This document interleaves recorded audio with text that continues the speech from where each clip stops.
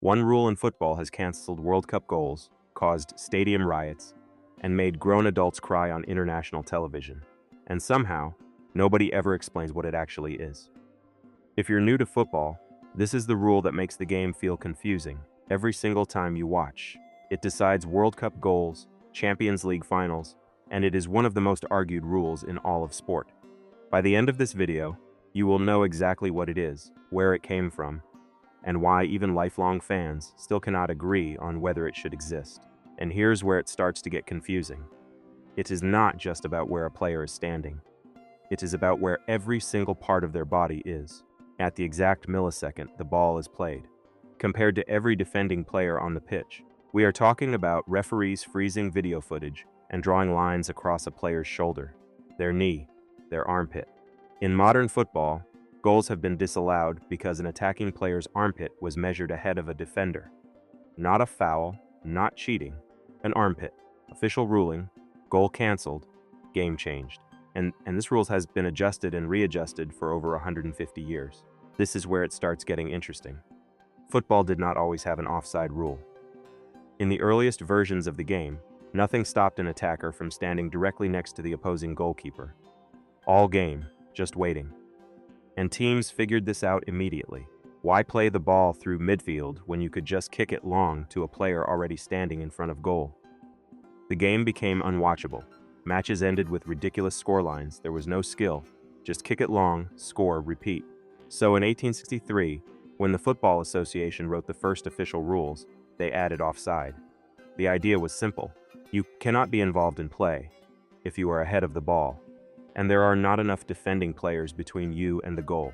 Think of it like playing in the street with friends. You make a rule that nobody is allowed to just stand at the other end waiting for a pass. You have to be in the game. You have to earn your position. That is the entire logic of offside. It forces attackers to time their runs. It creates a contest between attacker and defender. It makes football about movement and timing instead of just positioning. If you remember only one thing from this video, remember this. When your teammate passes the ball, you cannot be ahead of the last defender at that exact moment. That is it. Everything else is just details. For a long time, the rule required 3 defenders between the attacker and the goal. Then, in 1925, they changed it to 2. That single change caused goal scoring to surge across football almost immediately. One rule change, entire sport transformed. Here is the part that trips everyone up.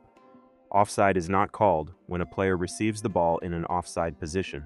It is called based on where the player is at the exact moment their teammate plays the ball. So if a pass is played and you are onside at that moment, you can keep running and score, even if you end up miles ahead of every defender by the time the ball reaches you. That half second, the moment the ball leaves the passer's foot, that is everything. And this is where VR made everything 10 times more complicated. VAR stands for Video Assistant Referee, introduced in 2018 to help referees make better decisions using cameras. For offside, this means they freeze footage at the exact frame the ball is played, draw lines across every player's body, and measure whether any part of that player is ahead of the last defender. Any part at all, which is how you end up with a goal canceled because of where an armpit was positioned. Both things are true. At the same time, the rule is being applied correctly, and it feels completely absurd. This is where football fans split completely. One side says precise offside decisions are good for the game. The rule exists for a reason. A millimetre offside is still offside. Rules are rules. The other side says this level of precision destroys the emotional experience. When a goal is scored, the feeling is immediate. The crowd erupts. Players celebrate. Then everyone stands around for 3 minutes, while cameras decide if a player's shoulder was technically legal. By the time the goal is confirmed, the moment is already dead, and some fans argue the whole point is lost anyway. A player 2 centimeters offside is not gaining a real advantage home. They are not cheating. They are just standing in a slightly different position. So, the question becomes, at what point does precision stop serving the rule and start destroying the sport? Football still has not agreed on an answer.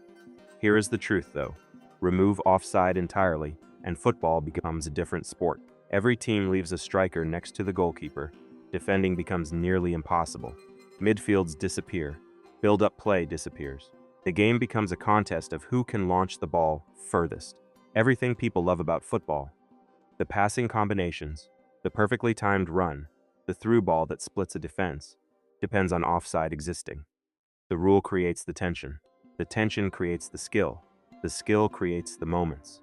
So even when it feels like the worst rule ever invented, it is quietly responsible for some of the greatest moments the sport has ever produced. Next time a flag goes up and a goal gets cancelled, remember, you are not watching a broken rule. You are watching football trying to solve the same problem it has been solving for more than 150 years, and somehow, people are still arguing about it.